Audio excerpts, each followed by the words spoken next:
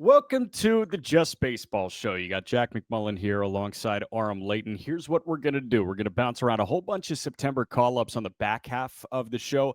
This is like our Christmas morning when you see all the prospects get up to make a playoff push or make that final impression as you go into the 2026 campaign. Oh, in spring training, this guy can absolutely break camp. We do have some transactions we got to talk about. Couple of contenders made minor league free agent signings after a couple of releases from teams that were trending in different directions. Also have to talk about the magic that is Aroldis Chapman. This guy has not allowed a hit in over a month, and the final wild card spot is up for grabs. Just Baseball Show, as always, is brought to you by the fine folks at BetMGM. It's a fun Labor Day weekend of baseball that we just tied a bow on here. Fish got a great Series W in New York, too. It really does feel like the pennant chases are kind of alive right now. Is Labor Day a certain point for you to navigate the MLB season?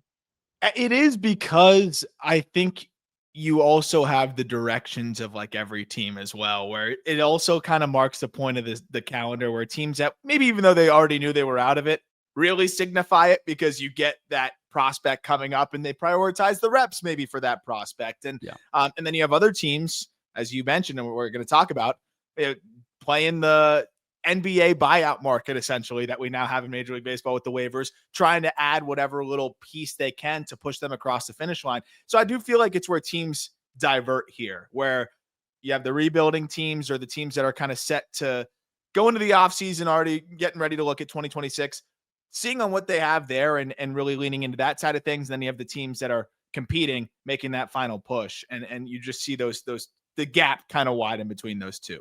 Yeah, 100%. And you've got some teams that are kind of in limbo right now. Hey, are they pursuing a postseason chance? Are they in a holding pattern right now? Are they seeing that possible postseason chance slip away? And that's where I do want to start, because in the National League wildcard conversation, there seems to be two teams trending in a couple different directions. And we spent 20 to 30 minutes on the Friday show last week of the Just Baseball Show talking about how the New York Mets are back, coming off of a sweep of the Philadelphia Phillies.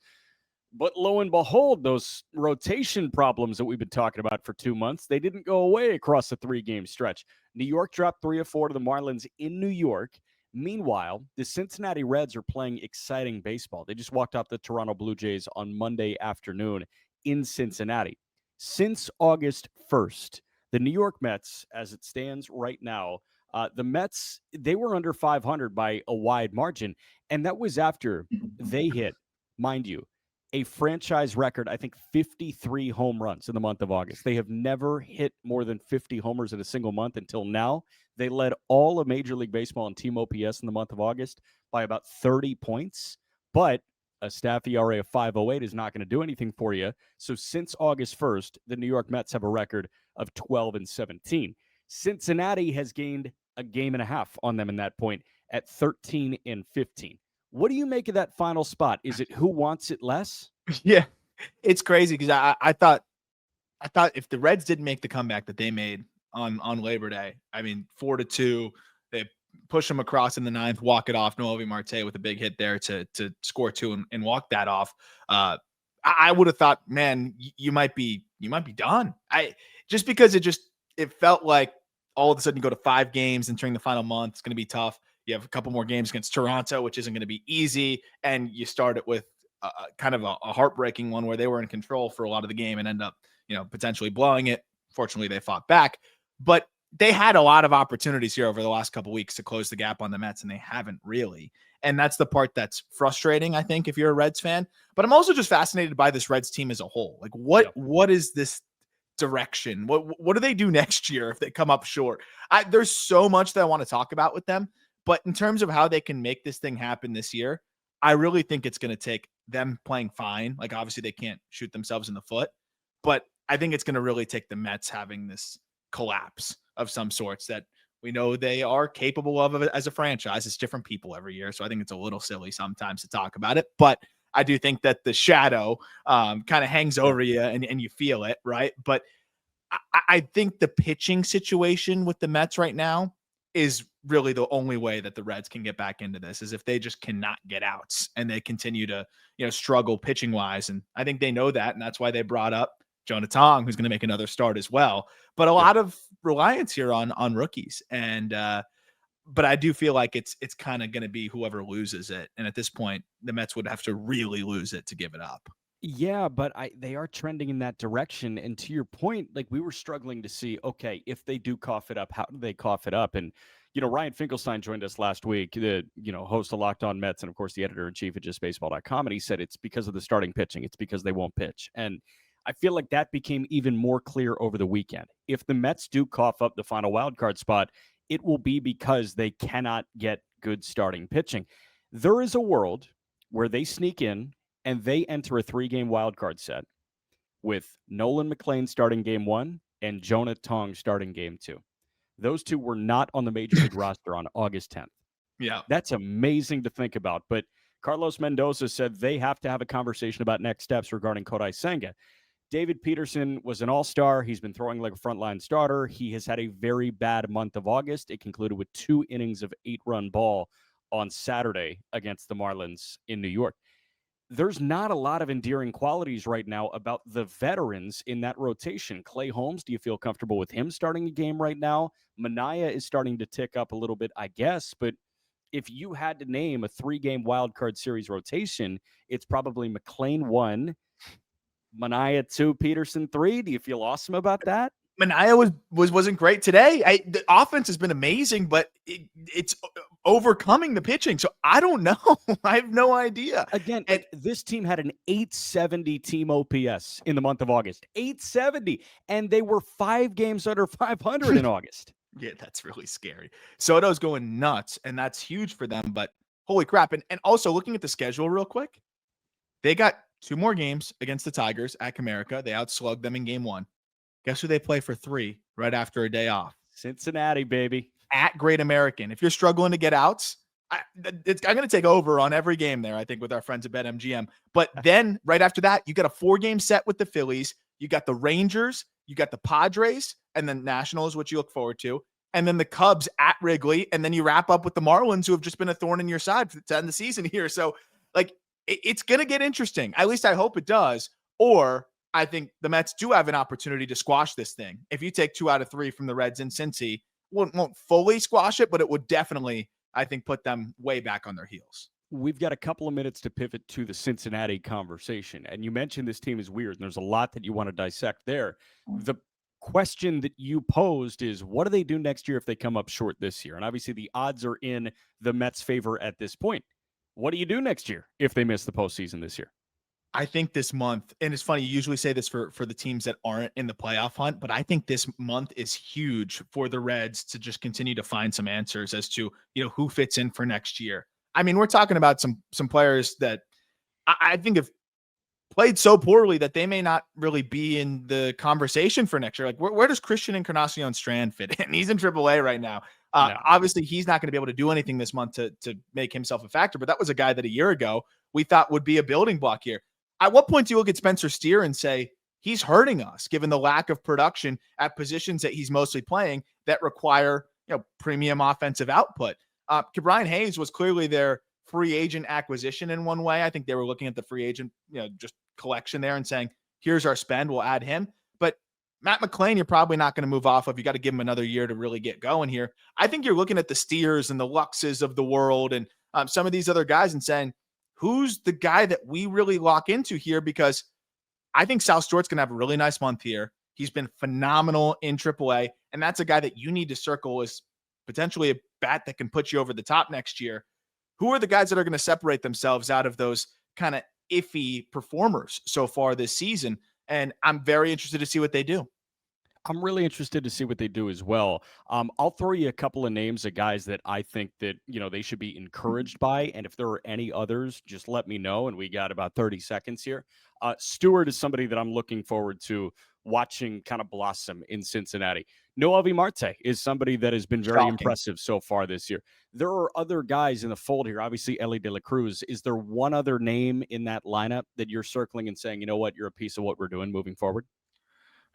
I would say it was Noelvi who kind of stood out to me there. I love what Austin Hayes brings to the lineup too, though. And that's a guy I'd love to see them kind of keep around.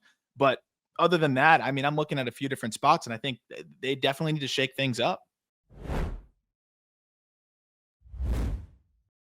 All right, Just Baseball show rolling on here. Jack McMullen, Aram Layton. We just talked about the Mets and the Reds, two teams that are vying for the final National League wildcard spot.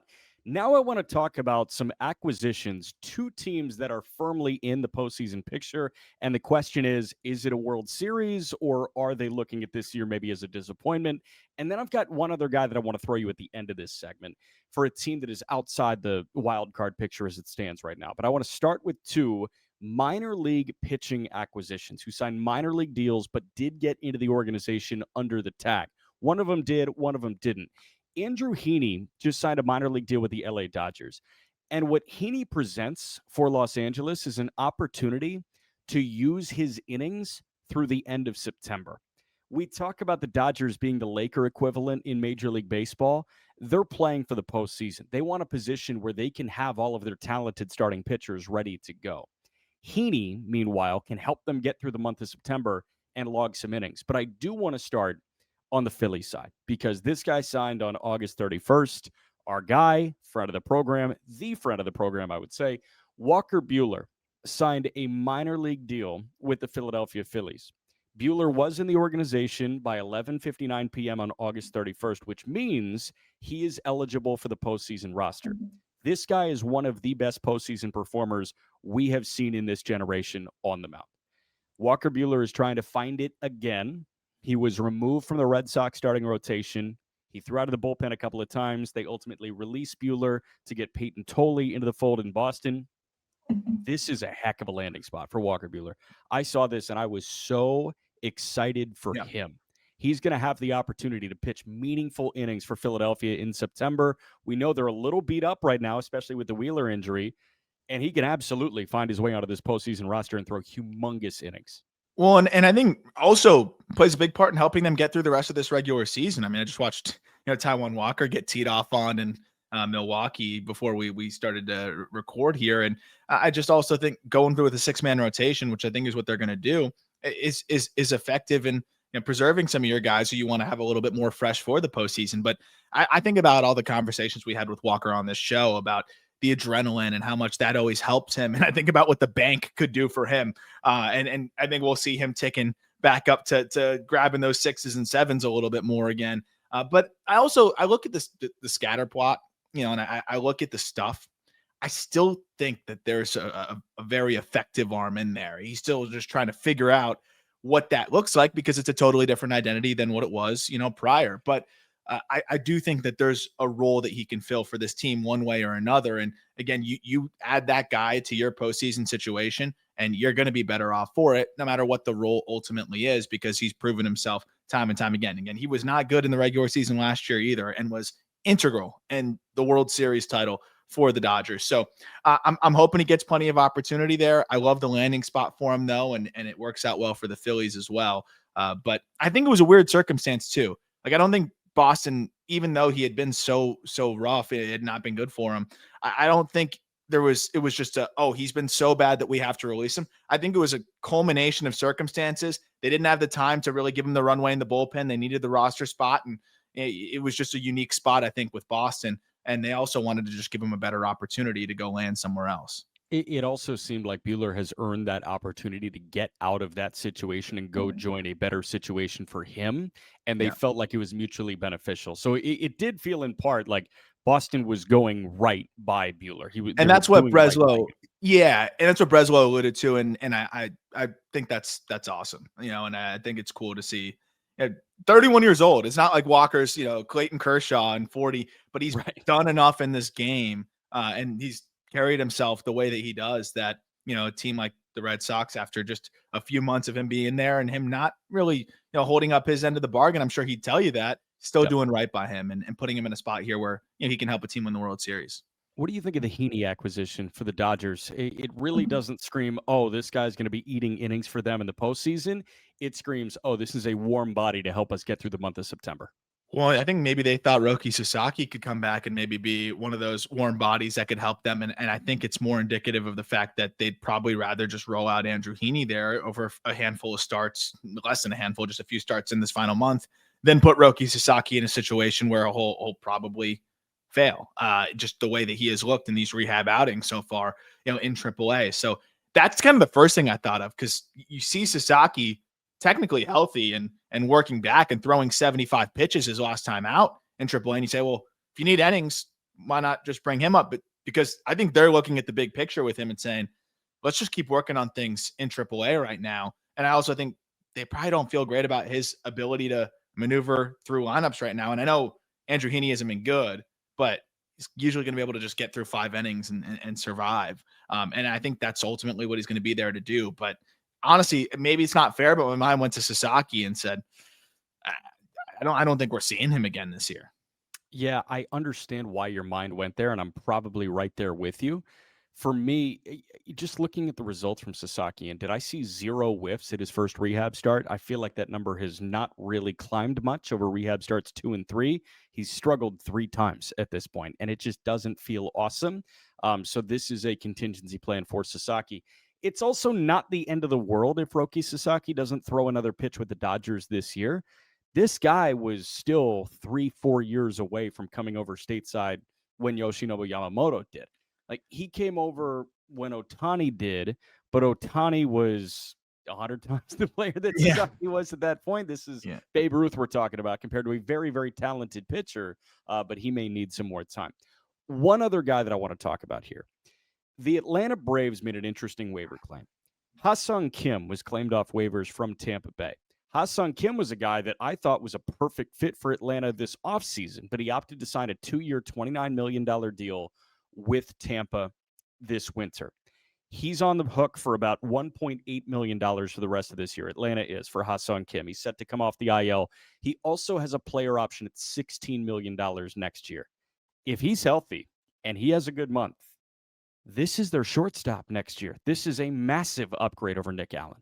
Well, here's the thing. If he's not, he's still their shortstop next year. No, that's what I thought was fascinating. So the Braves, and we were talking about it all offseason, like, why are the Braves not in on Kim? Why are the Braves not in on Kim?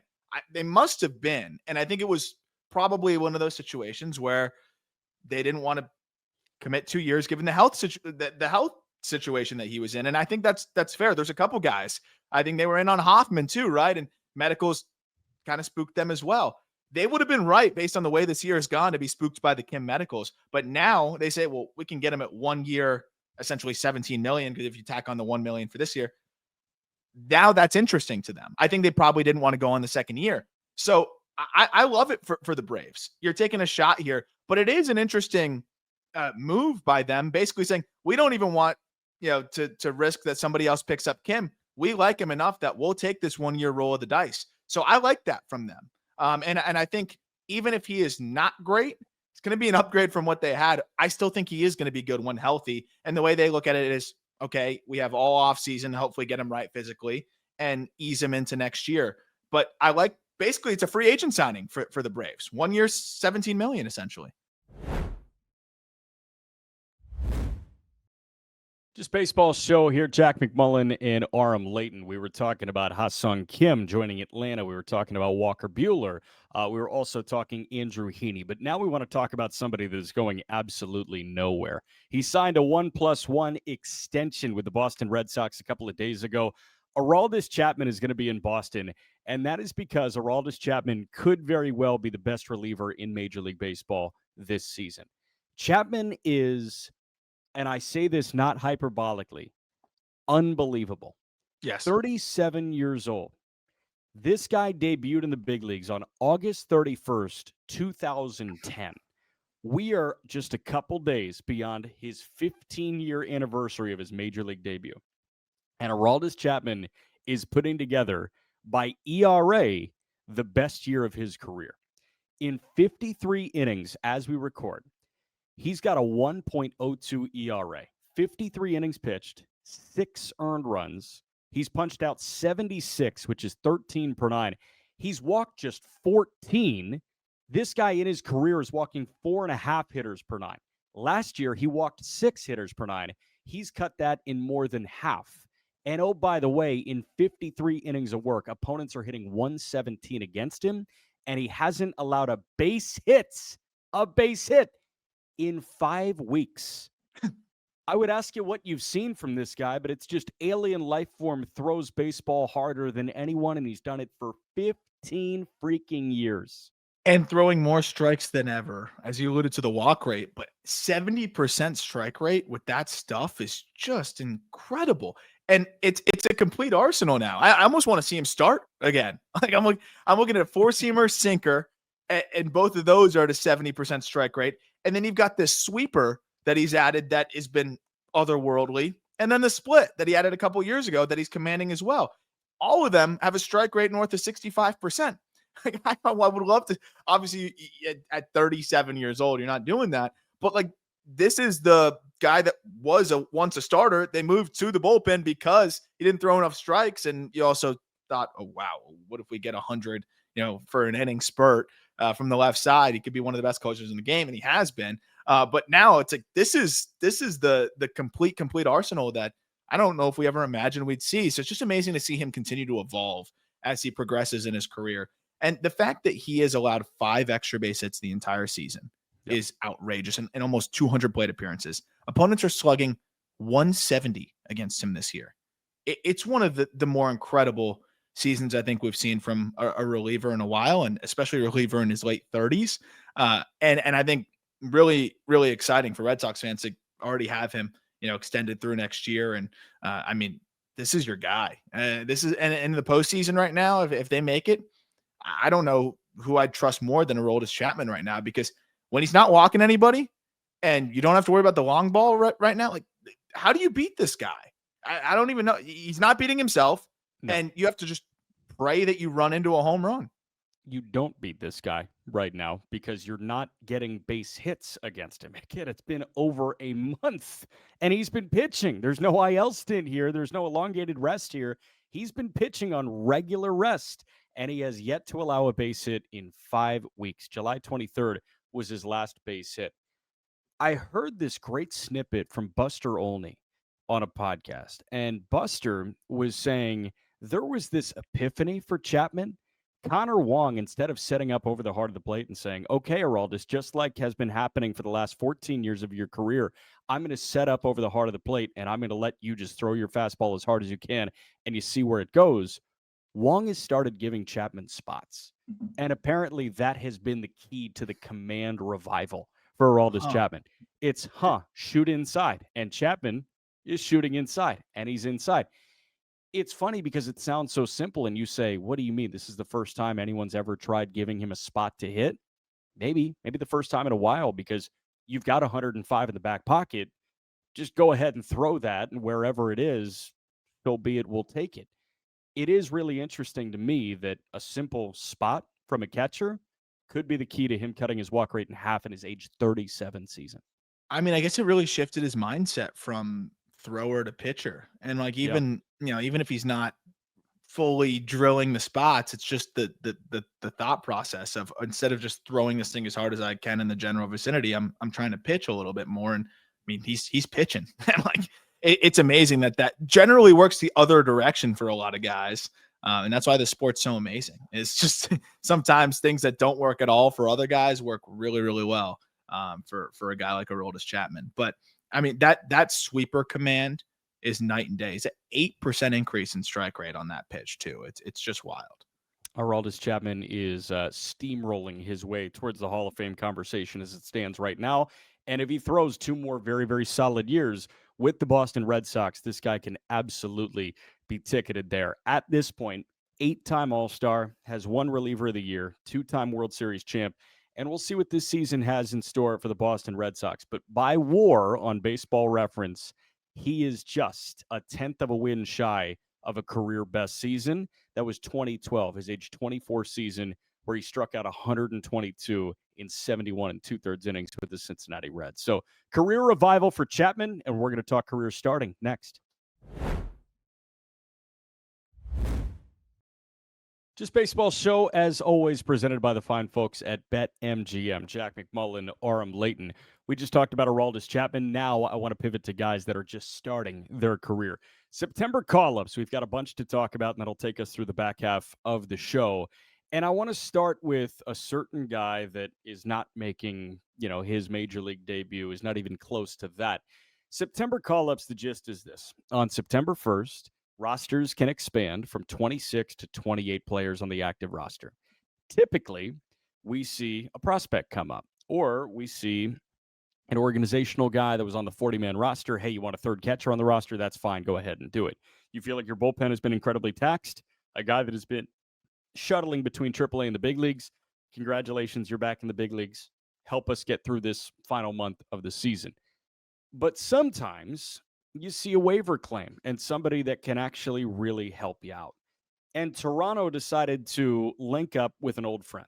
Isaiah Kiner-Falefa was a waiver claim when rosters expanded from 26 to 28. And IKF is claimed from the Pittsburgh Pirates by the Toronto Blue Jays after IKF was phenomenal for them in 2024. He was acquired by Pittsburgh at the trade deadline in 24, but in 83 games with the Toronto Blue Jays in 24 to start the year, he was a 3-win player. He hit .292, had 7 homers, a .760 OPS, and now he gets to go back there.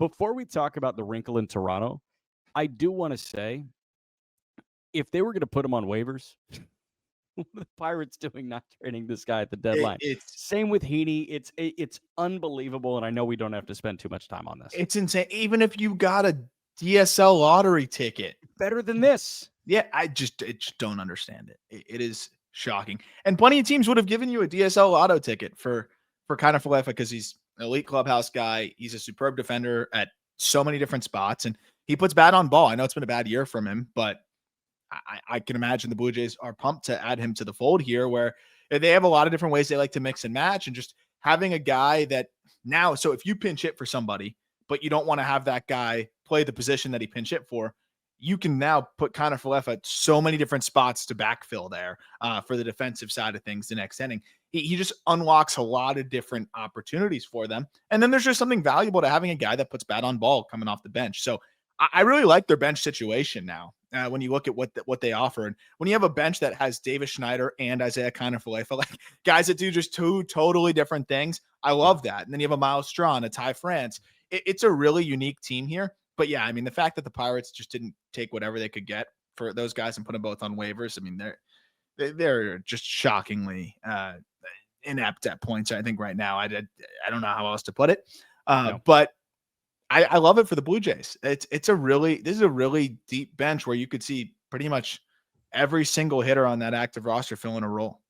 And if you want to find regularity for him, the answer is short platoon at second, right? Just get Jimenez out of the lineup. It's not like Andres Jimenez is swinging the bat to his full potential right now. So against left, you can put the righty Kiner-Falefa in at second base.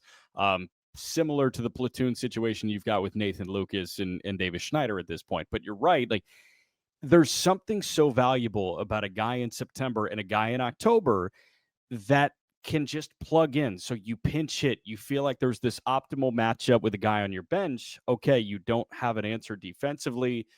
Enter in the super utility man, and that kind of is Isaiah Kiner-Falefa at this point. Another guy that I want to talk about here, Kevin Alcantara comes up for the Chicago Cubs. What's so weird is Owen Casey, when rosters expanded, was optioned to AAA Iowa at this point. Cubs are a little weird when it comes to this. Obviously, we have seen Kevin Alcantara get up for a brief cup of coffee last year and then not emerge at any point this year. We've seen them do this with guy after guy after guy. I feel really bad for Casey, but what are you expecting from a guy in Alcantara who's back up in the big leagues? I think Alcantara fills a more specific role for them now that, you have Kyle Tucker healthy and performing again. And I wonder, I mean, you want Pete Crow Armstrong in the lineup every single day, but if he's not starting to swing it a little bit better, especially against lefties, maybe that's a spot where late in games, you like the matchup, you could pinch hit, Kevin Alcantara on the short side of the platoon there. I don't think you do that because PCA has been so good, but that could be one area. I just think they wanted also just in general, a right-handed bat that can, hit lefties a little bit better.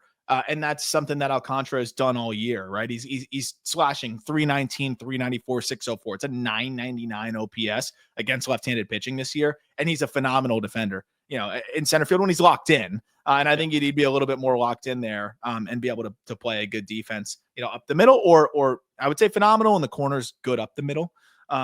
So just having a guy that can do that as well. you think about probably what he's providing compared to Casey, it's going to be a little bit more valuable for what they need right now. And then I think also they probably want Casey getting more regular ABs, whereas Alcantara, I think you can just focus on the value that he gives you with the glove and being able to slide into all three spots. But I think it's short platoon or just pinch hitting and being able to fill in defensively off the bench is what I see, at least. Another guy in the National League Central that I want to spend the rest of this segment on here is Sal Stewart of the Cincinnati Reds. And Sal was officially selected on August 31st. So he is eligible for postseason play for the Cincinnati Reds, which is, number one, awesome. Number two, he's an electric factory. I mean, the pregame press conference that he did, Cincinnati clipped it, and they were ready to run through a brick wall. That social media admin there. He said, I'm going to do whatever you need me to do. My position is in the batter's box. So wherever Tito puts me, I'm very happy. Sal Stewart, 21-year-old from Miami, first-round pick of the Reds in 2022, out of Westminster Christian. So I ask you, Aram Layton, is he the next Alex Rodriguez? He seems to have the swagger, but no, it's you're gonna hear that probably a lot when when people go to check the alumni. I think there's been a couple other big leaguers from there, but I'll tell you, Sal's been crushing the ball, man. And I think I would have loved to see them bring him up a little bit earlier, but we just talked about it. They're still trying to figure out who goes where, and I'm curious to see who ends up seeing the reps cut into a little bit. But I don't know. I think there's a lot of different ways you can mix and match. I don't need to see Gavin Lux in the lineup, especially against lefties. I would love to see Sal out there. And it's not like Lux is flashing the leather. So you could still move Steer to a corner outfield, get creative, do what you want to do. But last 40 games entering this call up, Sal's slashing 311, 387, 609. It's a 997 OPS with just a 15.5% strikeout rate. So the guy has just been mashing. And I think the way that he hits the ball, it's plus EVs, hard line drives everywhere. A lot of those are going to sneak their way out in Great American Ballpark. He's my pick to click in terms of guys that are getting called up right now that I think are just going to come out and go nuclear, because it doesn't happen much anymore. It's really hard. I think he's a guy that's going to come up and rake. So the other big leaguers from Westminster Christian, Sal Stewart just became the 6th Major League Baseball player from Westminster Christian. Obviously, Alex Rodriguez, Doug Mankiewicz as well, JP Arancibia, and then Dan Perkins and MJ Melendez. Those are the other guys. Yeah. You mentioned the season-long numbers for Sal Stewart, or at least hot as of late. This guy in AAA and OPS well over 1,000, closer to 1,100 than 1,000. You say come up and mash right away.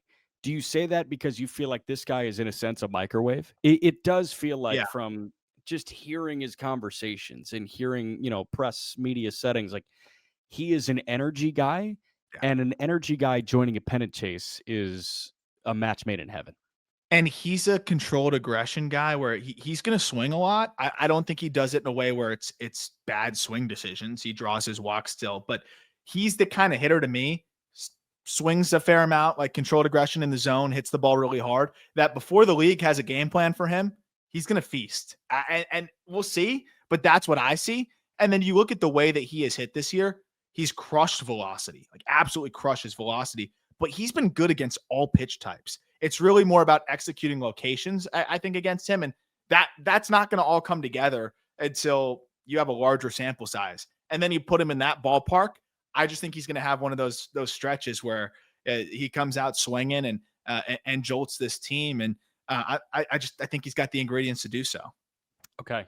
Real quick, you've got about 25 games of Sal Stewart left, or 20 games left of Sal Stewart. Can you give me like an OPS guess, an OP guess? I'm going to go 875 OPS the rest of the way. Yeah. I really think he goes crazy. I think he goes nuts. I think he comes down to earth next year a little bit through, second half or whatever, but I think he comes out hot. Okay, so Sal Stewart, you've got a 1050 OPS happening there, but no, man, it's really exciting to see what Sal Stewart can do. We got a whole bunch of other September call-ups that we will talk about in a moment, but we will step aside for a moment right here on the Just Baseball Show. Just Baseball Show rolls on. We're talking September call-ups right now. Just tied a bow on Sal Stewart. Now, I want to pivot to a pair of catchers. Harry Ford in Seattle, Carter Jensen in Kansas City. Both guys are within the top 100 for Mr. Layton on JustBaseball.com. Let's start with Harry Ford of the Seattle Mariners. He comes up. He is the number 62 prospect in baseball on Just Baseball's top 100. How does Harry Ford fit into this? Because you got that whole MVP candidate at catcher thing going on in Seattle. Yeah, I think especially with the playoffs looming, obviously you want to make a push to, get to win the division there and overtake the Astros. But I also think you got to look at Cal, who's slowed down a little bit over the last couple weeks, and say maybe we get him out of the crouch just a couple more times in this final month. He could still DH for you.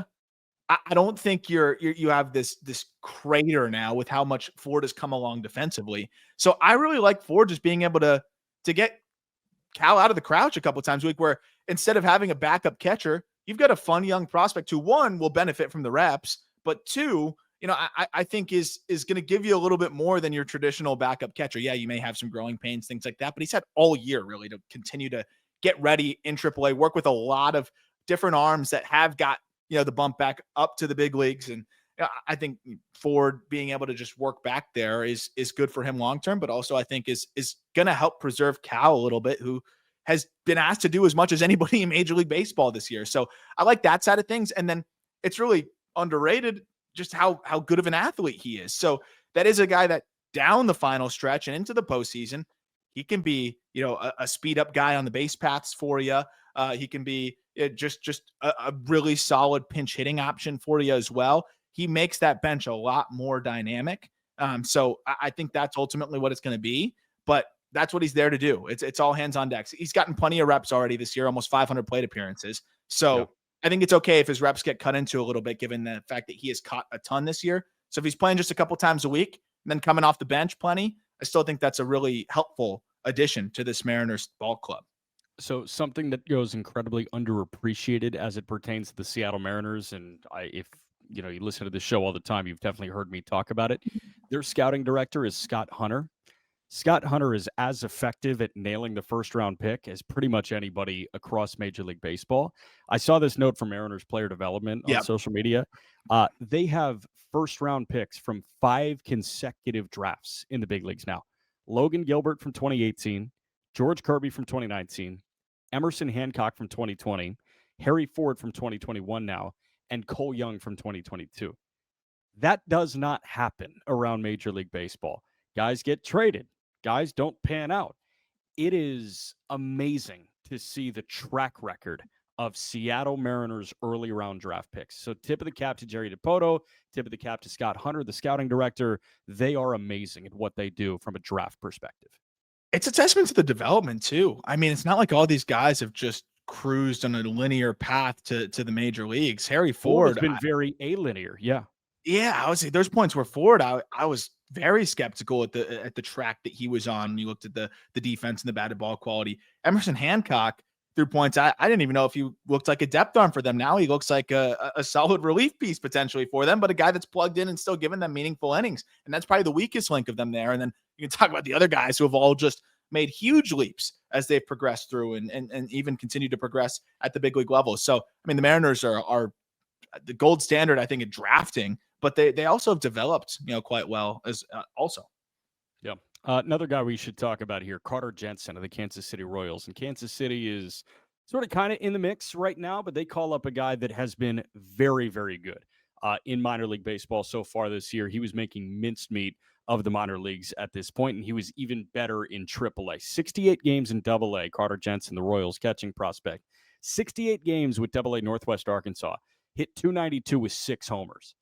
And then he jumps to Omaha, AAA level, 43 games, hit .288 with 14 homers. He had a .404 on-base percentage and a .1051 OPS. This guy has been one of the better hitters in all of minor league baseball to this point. Oh, by the way, he's made strides as a catcher, and that's why he is the number 35 prospect in baseball, according to you. This is, I think, the most underrated raw power in the minor leagues.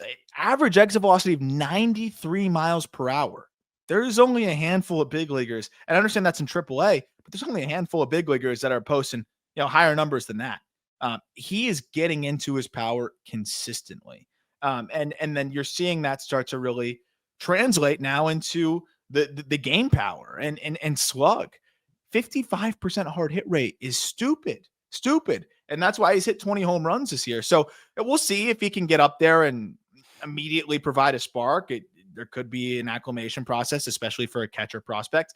But one, great reps for him as the Royals look towards next year. And if they don't make a run this year and are still going to be favorites to potentially make the playoffs, assuming they make a couple more additions as well, because it's a good young team.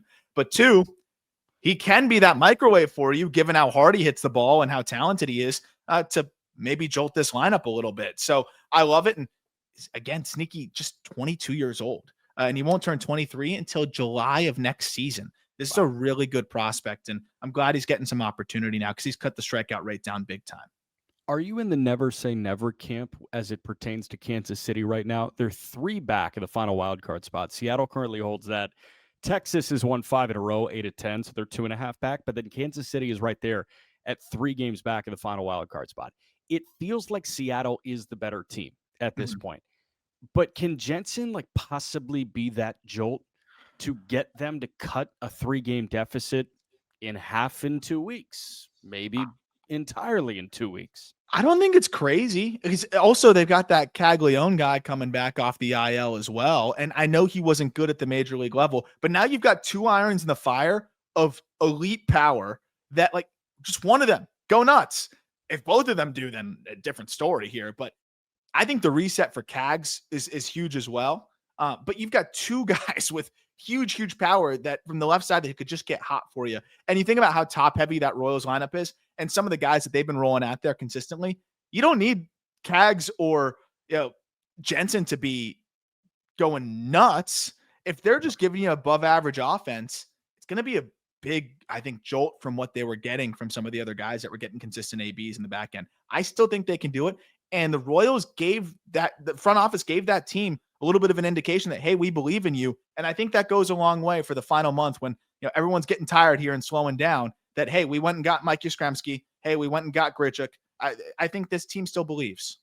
And there is something to be said about them putting together, in a weird way, like a 2K team of, hey, there's excitement here with Caglione. There's a ton of excitement here with Carter Jensen. And I'm totally with you, man. Like the acquisitions of a Mike Yastrzemski, it's not 2K-ish in terms of likability and watchability, but it gets the job done. So we'll see what Kansas City can do in the AL wildcard picture. Surely Jensen will have a say in that. Back to wrap in a minute on the Just Baseball Show.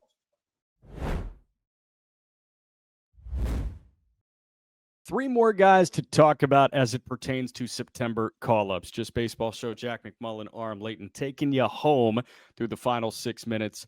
I do want to talk about George Valera in Cleveland for a minute before we wrap with some depth, because George Valera has been a name that we have been obsessed with since 2021.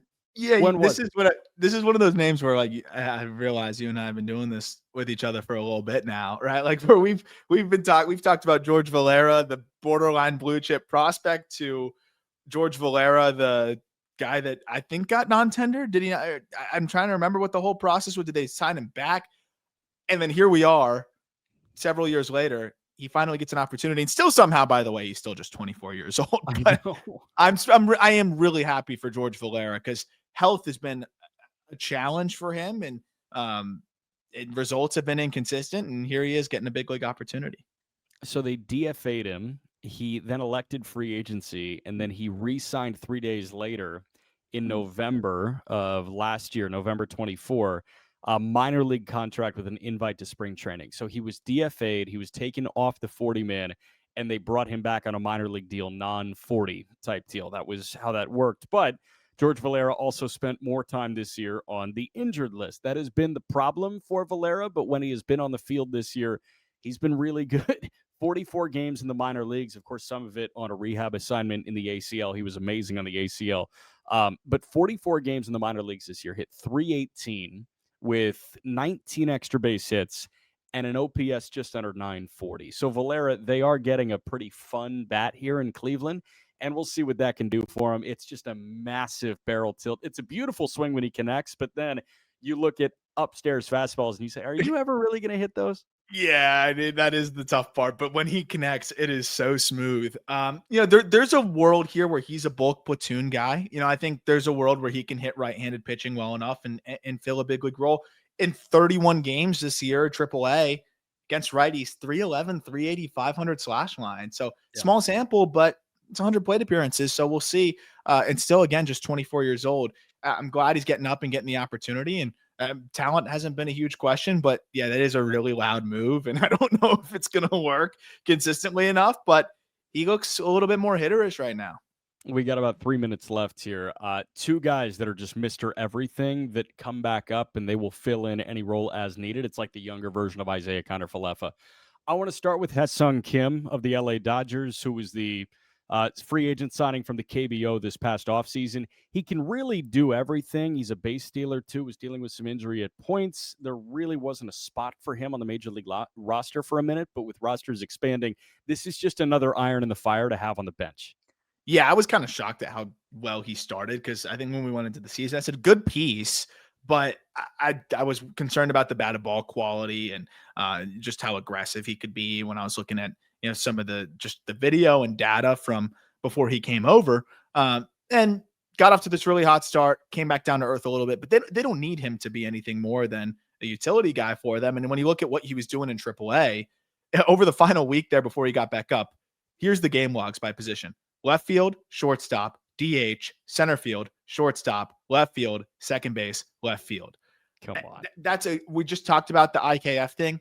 Copy paste with even more, I think, components to where he can impact the game for you and more speed. And he comes into a situation here where it's just a nice player to add to the fold. But now with the versatility of Alex Freeland as well, like they've got a lot of guys that can move around the diamond, which I think is helpful, especially down the stretch. 100%. Last guy we got to talk about, Luis Angel Acuna with the New York Mets. He is back up. 28 games in Syracuse.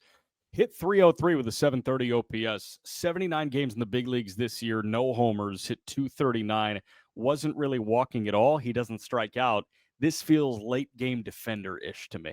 Yeah, and speed up, right? He's going to get that big stolen base for you potentially, and that is a role that's important. He's talking about like Gerard Dyson and what he did for the Royals. Yeah. But he's been swinging it really well of late too, and I think that was a big part of it. I mean, I think it was 5 of his final 7 games before getting back up were multi-hit performances, and before that, he had a lot more multi-hit performances as well.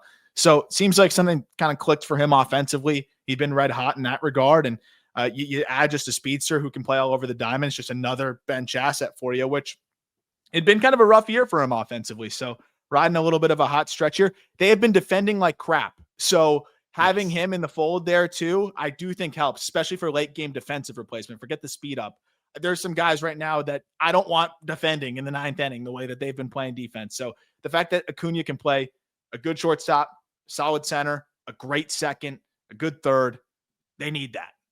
Yep. That was the Just Baseball show. Every link you need is in the episode description, including the link to join our Discord. And if you're joining us on Sports Grid, please be sure to check that out because our Discord community is as strong a baseball community as I feel like there is on that platform. Constant communication through that Discord all the time. Also, great merchandise on justbaseball.com. Check out the wonderful written work over there. No show out on Wednesday. We will have a show out on Thursday. That's Arm Layton. I'm Jack McMullen. Remember to subscribe wherever you get your podcasts, and thanks for watching us on YouTube or with our friends at Sports Grid. We will talk to you on Thursday.